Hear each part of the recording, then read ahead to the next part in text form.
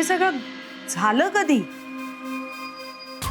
Discharge मिळाला ना जेव्हा अक्षयला, तेव्हापासून वाट बघतोय आम्ही कियाराची. आम्ही म्हणजे अक्षय वाट बघत होता कियाराची. पण तुम्ही आज येऊन सांगताय की तिचं लग्न झालं.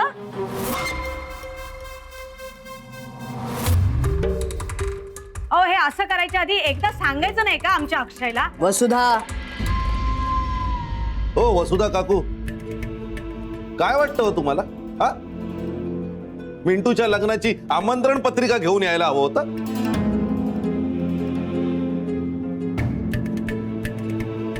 तुम्ही सगळी फॅमिली येणार होतात लग्नाला आणि माझ्यावर कसले आरोप करताय? मी तर कालच फोटो देऊन गेलो होतो. काल? हो, पण नंतर मला कळलं की हे फोटो तुमच्यापर्यंत पोहोचलेच नाही.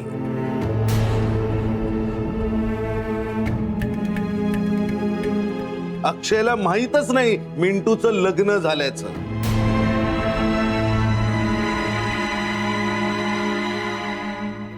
म्हणून आज पुन्हा फोटो घेऊन आलोय.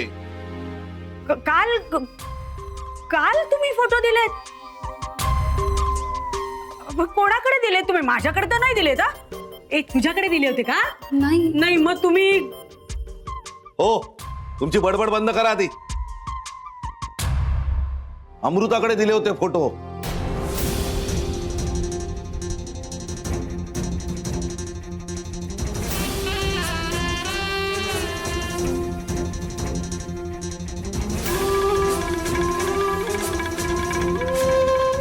अमृताकडे? अमृता, म्हणजे काल तुझ्या हातात जे फोटो होते ते हे फोटो होते? म्हणजे काल तुझ्याकडे फोटो होते ना?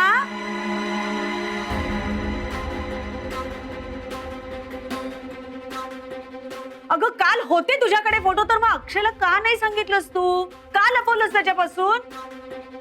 तुमची ही घरची लपडी आहेत ना, ती नंतर मिटवा. माईसाहेब, माझी मुलगी पुन्हा या शहरात येणार नाही.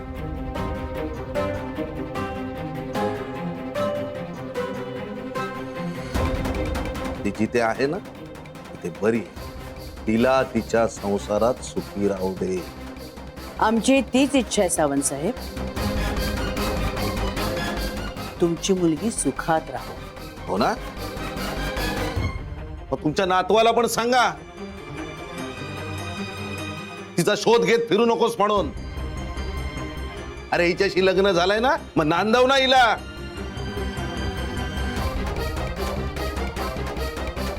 काय रे, कळलं का रे अक्षय? आता ना मिंटीला विसरून जा. आणि तिने स्वतःच ठरवलंय की अर्जुन बरोबर सुखात राहायचं. मागे वळून बघायचं नाही. भूतकाळ विसरून जायचा कायमचा.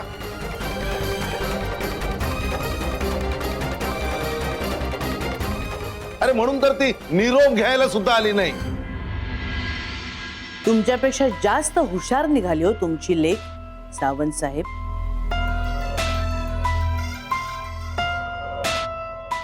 इथे न येऊन तिने समजूतदारपणाच दाखवलाय. कळतो हो टोमणा. अक्षय, कियूच्या लग्नाची छान बातमी दिली. आता वर्षभरानंतर गोड बातमी देतो. सावंत,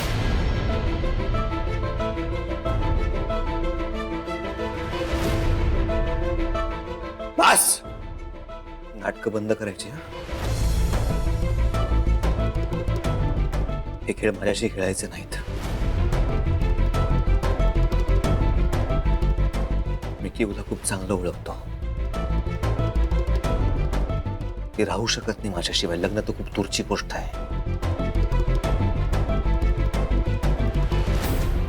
हे वेड्यात मला नाही काढायचं. हे नाटक बंद करायचं. चल. अरे सोड रे. तू काय केलंस? लग्न केलंस ना? लग्न केलंस तर केलंस, वरती जेजुरीला जाऊन पाया पडून आलंस देवाच्या ह्या बायको बरोबर. तेव्हा तिलाच नांदव. लक्षात ठेव, दगा फटका तिने नाही केलाय, तू केलायस. अरे आयुष्यभर वाट बघत होती ती तुझी. म्हणून आता तेव्हा तिला खात्री पटली ना, तेव्हा तिने तुझा हात सोडला आणि आता अर्जुन बरोबर लग्न करून राहते नवरा म्हणून. आवाज कमी.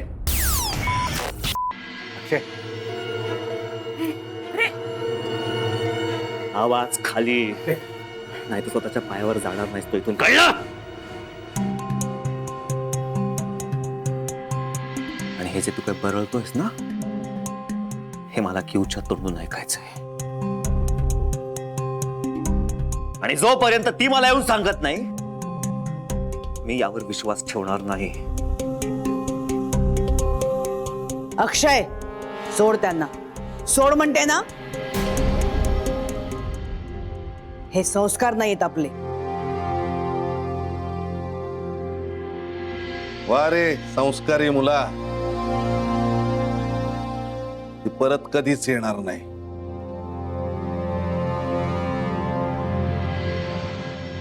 माई साहेब, सांभाळा तुमच्या नातवाला. हे तुम्ही आम्हाला सांगायची गरज नाही. शेताची काळजी घ्यायला आम्हाला कुंपणाची गरज भासत नाही. घाडगे होता मी, घाडगे. हे तुम्हाला न समजण्यात की तुम्ही मूर्ख नाही आहात. कळतंय का तुम्हाला?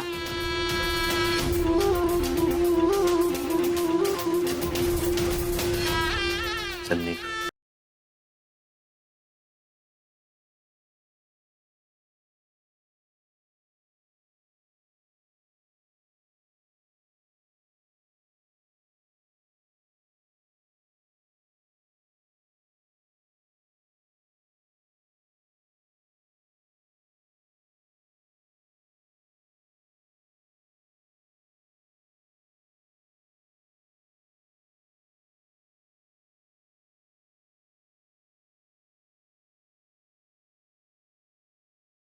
अक्षय, अक्षय ऐक ना, शांत हो, पाणी पिऊन घे. फेकते पाणी. काय पाणी पिऊन घे? तुला कळतंय काय घडलंय आज? किवचं लग्न झालं. तिचं बाप इथे येऊन सगळ्यांसमोर सांगून गेला ते. मी काही करू शकत नाही आणि लग्न झालं किवचं ऑलरेडी. पाणी पिऊन घे. बुलशिट. तू दाखवूच नकोस मला काळजी. तू काय केलंस? तू खोटं बोललीस माझ्याशी. तू लपवलेस ते फोटो का? विश्वासघात केलास तू माझा. सगळ्या जगाने फसवलं असतं ना, चाललं असतं मला, पण तू हे करायला नको होतंस. ते अक्षय असं काय करतोय? ते फोटोज बघून तुला धक्का बसेल म्हणून मी तुला दाखवले नाहीत रे. आणि फक्त एकच दिवस झाला माझ्या हातात ते फोटोज येऊन. खरंच फक्त एक दिवस? तू तेव्हाच दाखवायचे होते ते मला, पडता क्षणी हातात. हे बघ अक्षय, तुझी तब्येत आता कुठे बरी होती आणि ते फोटोज बघून तुला काय झालं असतं मला माहिती नव्हतं. तू कसा रिॲक्ट झाला असता? तू बघितलंस ना तू आता कसा रिॲक्ट झाला. तुझ्या काळजीपोटीच मी हे सगळं केलं रे. दुसरं काय हे तू असणार आहे माझा? ए बोल ना अक्षय. नाही, अक्षयला वाटतंय मी हे सगळं मुद्दामून केलं. आई तुम्हाला पण असंच वाटतंय का?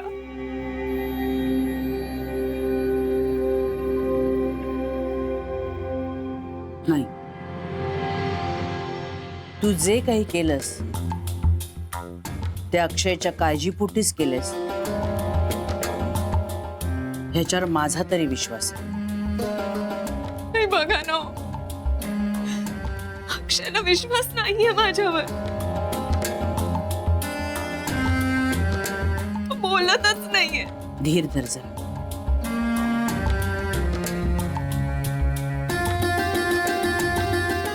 त्याला जरा स्वतःला वेळ दे. एकटा बसून विचार करेल ना, तेव्हा त्याला सगळं काही समजेल. पण माई, दिवे लागण्याची वेळ झाली. तुळशी जवळ दिवा लावायचा.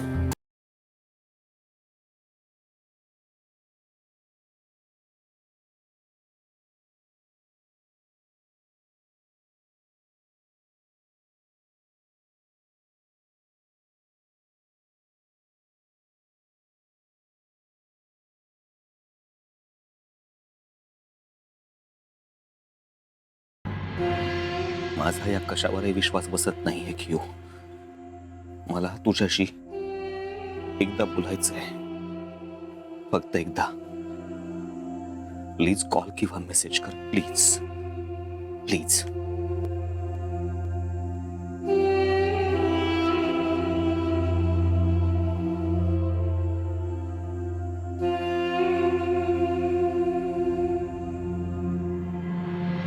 अनंता, ए अनंता. हा. अरे काय होळीची तयारी वगैरे करायची आहे की नाही? हो. आणि ऐक दिनकर, त्या वखारवाल्या सुलेमान शेटना फोन कर लाकडासाठी होळीच्या.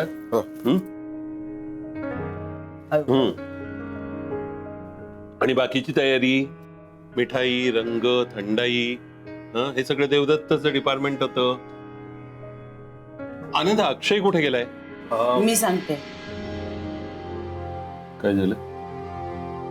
काहीतरी झालंय. म्हणजे जे झालंय ते चांगल्यासाठीच झालंय. कियाराचं लग्न झालं. हा, त्या महेश सावंतची मुलगी. हो. हा, मग उत्तम झालं. त्या मुलीच्या आयुष्याचं कल्याण झालं. आज होळीच्या मुहूर्तावर चांगली बातमी ऐकायला मिळाली. आज पुरणपोळी बरोबर आणखी एक पक्वान्न करा. हा, एक मिनिट. सुलेमान शेठना तुमच्याशी बोलायचं. हा, हॅलो. हा, सलाम अलैकुम. बोला शेठ, काय म्हणताय? आणि हे बघा, नंतर रात्री टेम्पो येईल. ते होळीचं सगळं सामान येईल, लाकूड सामान वगैरे, ते सगळं उतरवून मी. माई,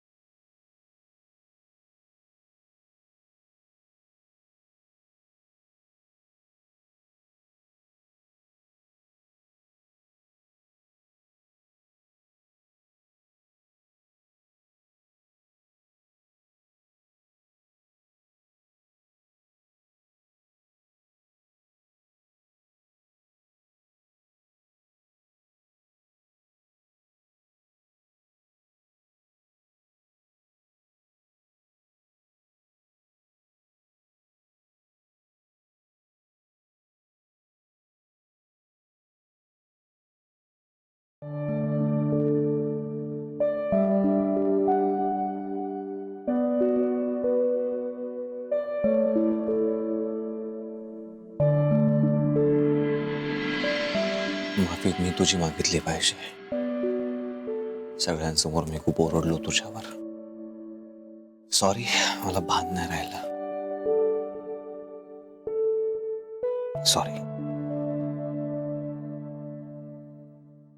आणि मला माहिती आहे तू माझा कधीच विश्वासघात करणार नाहीस.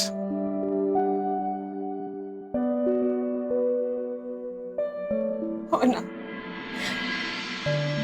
मग प्लीज काहीतरी खाऊन घे ना. हे बघ, तुला मगाशी भूक लागली होती पण खाल्लं नाहीस तू. प्लीज खाशील? माझ्या घशाखाली घास उतरला असं वाटतंय का तुला?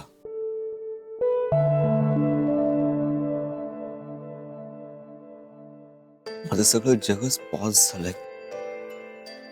सगळं संपल्याची फिलिंग आली आहे मला. शिवाय माझं आयुष्य मी इमॅजिनच करू शकत नाहीये.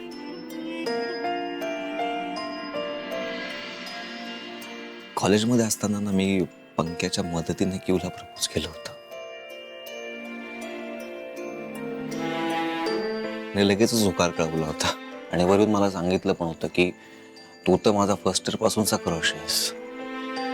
इतका उशीर का केला सांगायला? उगाच इतका वेळ घेतला. आधी सांगितलं तर लगेच होकार दिला असता ना. विचारलंच नाहीस. इतकी बिनधास्त होती की हो, म्हणजे आहे. बघ ना तू आपल्या घरी कशी घुसली ती बिनधास्त, रात्री अहोरात्री कसलाही विचार न करता. तेव्हापासून मी आणि किव एकमेकांच्या अखंड प्रेमात गुंतलो होतो. माझं जग म्हणजे किव आणि किवचं जग म्हणजे मी. गमतीत सुद्धा आम्ही कधी कुणाचा विचार नाही केला. दुसऱ्या कुणाला आमच्यामध्ये येऊच दिलं नाही. इतकं प्रेम होतं आमचं एकमेकांवर. मला लग्न करायचंय यार, आम्हाला एकत्र राहायचं होतं. पुढचं सगळं आयुष्य आम्ही एकमेकांच्या बरोबरीने इमॅजिन केलं होतं. आणि किव इतकी स्ट्रेट फॉरवर्ड आहे ना की तिला काही खटकलं तर ती मला येऊन सांगेल की लुक, मला ते काही सहन होत नाहीये, तुम्ही डिवोर्स घ्या नाहीतर मी दुसऱ्या बरोबर लग्न करते. इतकी ती स्पष्ट बोलणारी आहे. आणि मी ज्या किवला ओळखतो ना ती किव अशी मला न सांगता दुसऱ्या कोणाबरोबर इतकं अचानक लग्न करणं हे शक्यच नाहीये अमृता. त्यामुळे ना खूप सारे प्रश्न असे माझ्या डोक्यात अशी भुणभुण करतात. किव असं वागू शकत नाही, पण जर लग्न झालं असेल तर अरे यार, तिच्या डॅडची ही नवी खेळी आहे. त्यांनी बघ ना आधीहून आपल्याला काय सांगितलं की तू डिवोर्स घे आणि मग मी तुझं आणि किवचं लग्न लावून देतो, हे प्रॉमिस का केलं असेल? तर ह्याचा विचार करताना डोक्यामध्ये हा विचार आला की मुळात त्यांना आमच्या दोघांचं लग्न नकोच होतं.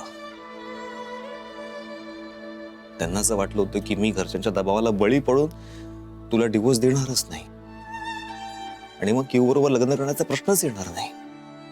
पण मी डिवोर्स फाईल केला हे त्यांना कळलं, ते बिथरले आणि म्हणून त्यांनी घाईघाईत अर्जुनचं आणि किवचं लग्न लावून दिलं असलं पाहिजे.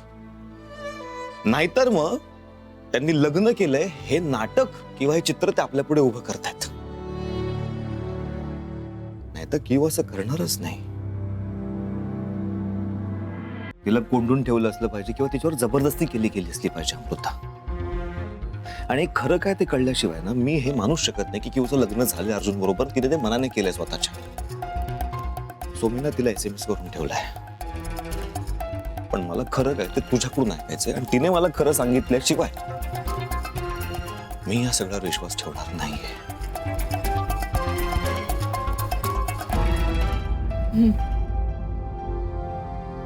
तू असंच कर. पण अक्षय, तुला या सगळ्या सिच्युएशन मध्ये जर उभं राहायचं असेल, फाईट बॅक करायचं असेल ना, तुला तुझ्या तब्येतीची काळजी घ्यायला हवी. अरे या सगळ्याचा परिणाम तू खाण्यावर नाही होऊ देऊ शकत. प्लीज खाऊन घेशील का थोडस? प्लीज अक्षय, आपल्या मैत्रीसाठी. मी लगेच काहीतरी खायला घेऊन आले.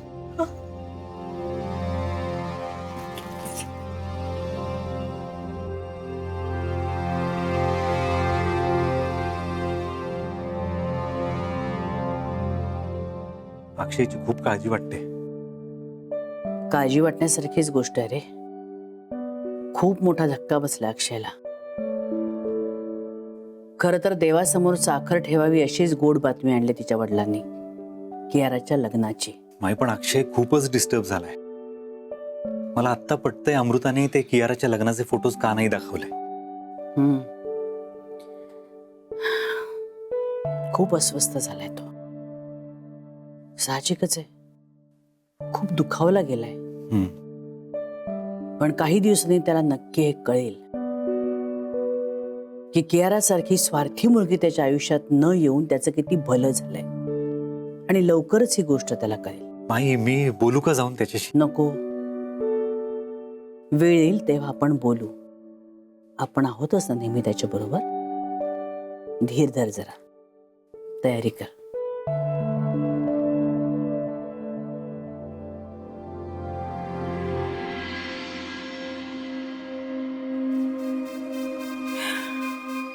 कसं आहेस रे बाळा? जे घडायला नको होतं तेच घडलं नेमकं. इतकं प्रेम केलंस, इतका झगडलास, पण शेवटी जे व्हायचं होतं ते झालंच. म्हणजे अमृताला आनंदच झाला असेल ना, तिच्या मार्गातला अडथळा दूर झाला. यावर चर्चा केलीच पाहिजे का? मी नाही रे चर्चा करायला आलेली.